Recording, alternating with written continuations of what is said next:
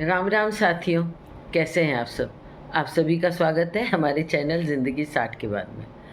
आज हम एक विषय ऐसा लेकर आए हैं जो हम और हमारे जैसे सीनियर सिटीजन्स के लिए एक बहुत बड़ी समस्या और रोज़ की एक टॉपिक है, जिसके बारे में हम सोचते रहते हैं हमेशा।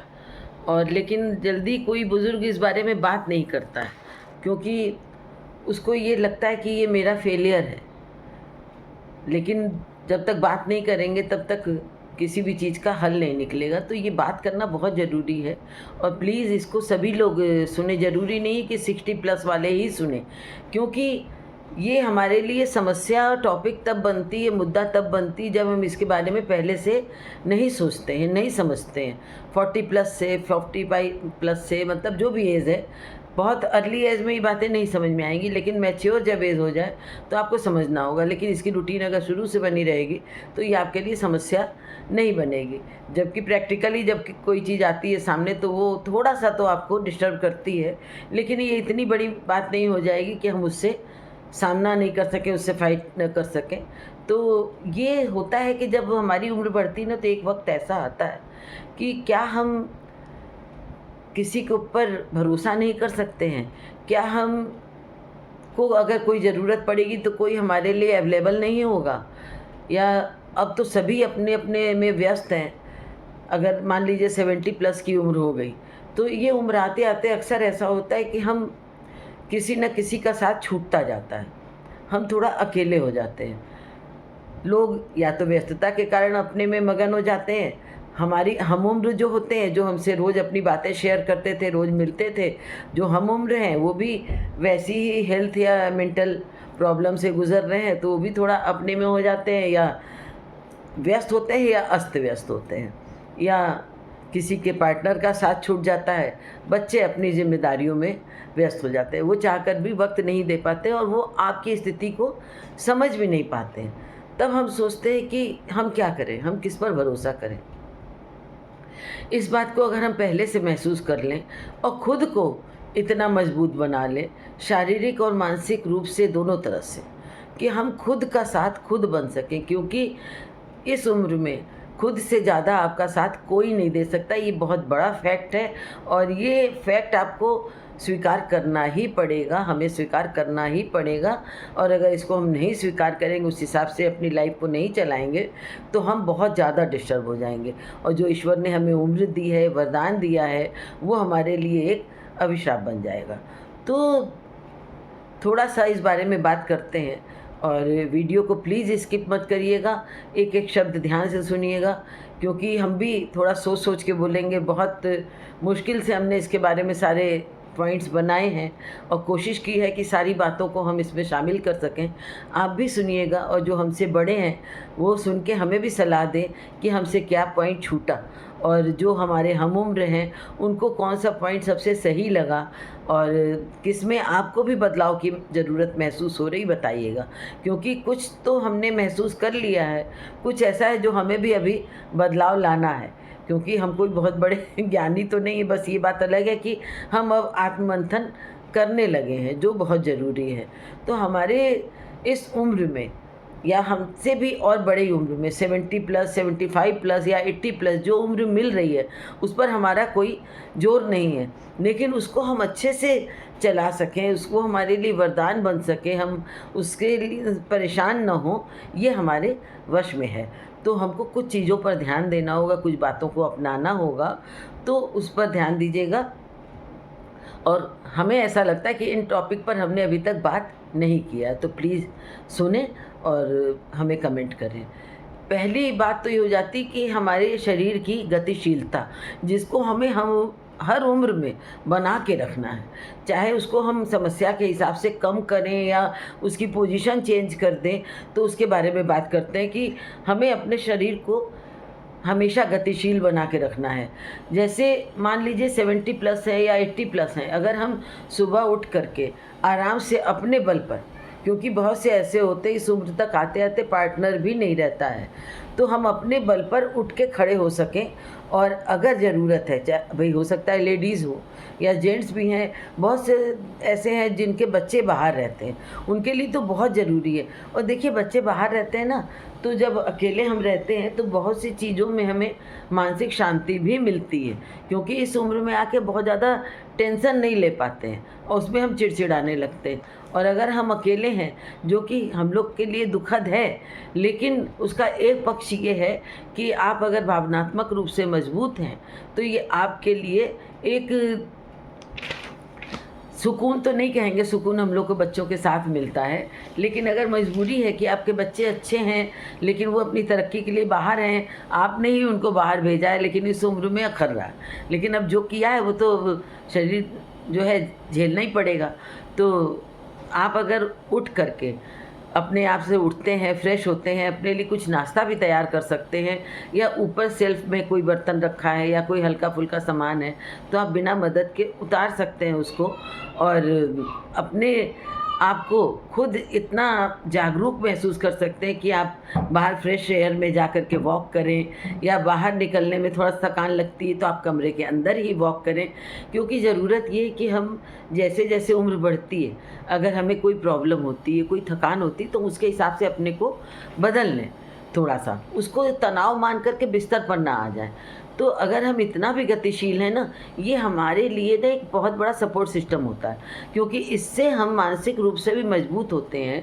हमें ये कॉन्फिडेंस रहता है कि हमें किसी के सपोर्ट की ज़रूरत नहीं है, हमें ये डर नहीं होता है कि कल को क्या होगा। कल का डर हमें तब सताता है जब हम शारीरिक रूप से मजबूत नहीं रहते हैं या हम मानसिक रूप से कमज़ोर हो जाते हैं। तो ये जो है हमारे लिए बहुत ज़रूरी है कि हमको उसके लिए एक और काम करना होगा कि हमें अपने कमरे, अपने सामान और बाथरूम सब चीज़ की बनावट या सब सामान हमें ऐसा रखना होगा लिमिटेड, जो हमें ज़्यादा डिस्टर्ब ना करे। देखिए एक एज होती है इंसान बहुत सजाता है सब चीज़, लेकिन एक एज होती है उतना हम मैनेज नहीं कर सकते, मेंटेन नहीं कर सकते। तो अपनी उम्र आते आते चीज़ों को आप बदलाव करना शुरू कर दीजिए, जिससे कि आपको बहुत ज़्यादा थकने की ज़रूरत न पड़े। और दूसरी चीज़ हो जाती है वित्तीय सादगी। हम आर्थिक रूप से कितना मजबूत हैं या कितना हम अपने लिए सेविंग कर पाए हैं, ये तो हमारी पहले वाली उम्र ने तय कर लिया। अब हमें ये देखना है कि हमारे पास जो भी है हम उसके हिसाब से अपनी लाइफ प्लान करें। मान लीजिए हमारे पास थोड़ा है तो हम अपना जीवन सादगीपूर्ण रखें और उसके हिसाब से अपनी ज़रूरतों को करें, और जो थोड़ा बहुत भी उसको इस ढंग से इन्वेस्ट करें कि हमारा कुछ ना कुछ थोड़ा बहुत वो बढ़ता ही रहे। लेकिन अगर हमारे पास बहुत ज़्यादा है तो इतनी उम्र आने के पहले आप उसको वसीयत और कागजी रूप से उसको ऐसा मेंटेन कर दें कि जब हमारा दिमाग कम चले या हम सोचें तो तनाव हो, वो काम न करें कि इस रुपए का क्या होगा, उस रुपए का क्या होगा। आप जो भी है 65-70 के अंदर, 70 के अंदर अंदर आप उसको मैनेज कर दें, और अगर कम है, आपके लायक है, तो आप उसको उस हिसाब से अपनी लाइफ को प्लान करें।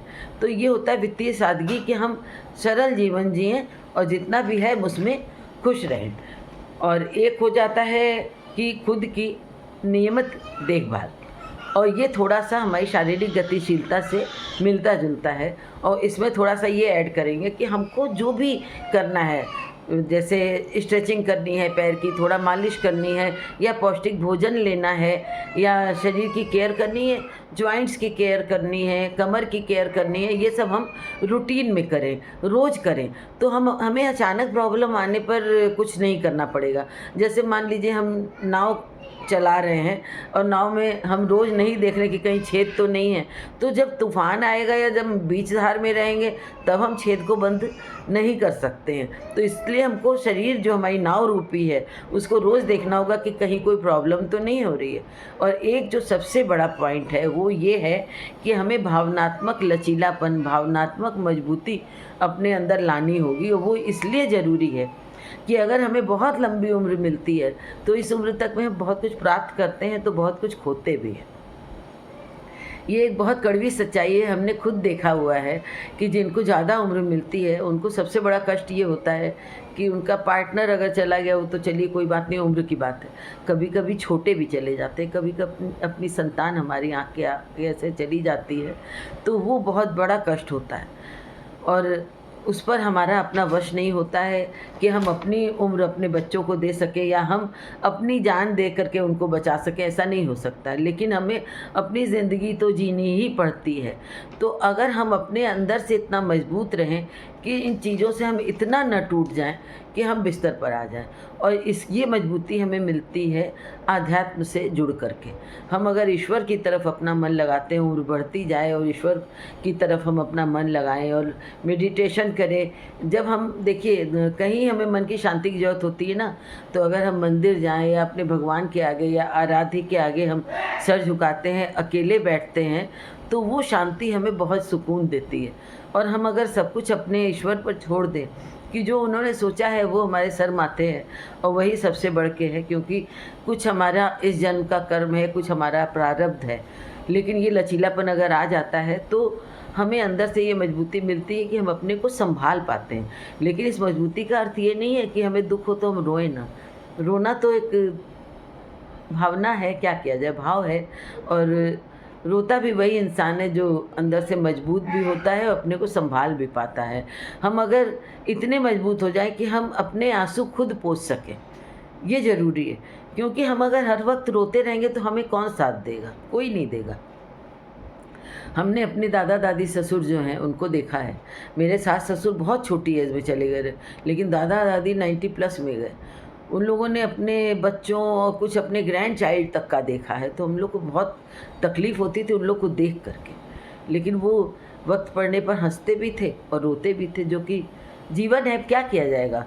तो जो हमने ये कहा आपसे, तो उसमें सबसे बड़ी बात है कि शारीरिक गतिशीलता, वित्तीय सादगी, खुद की नियमित देखभाल, अपनी जो शारीरिक और मानसिक है उसको मंथन करें, और भावनात्मक मजबूती, और उसमें कुछ आदतों को हमें चैन से रहने के लिए ये बनाना होगा अपने कि हम सच बोलें और क्लियर लाइफ जिएं।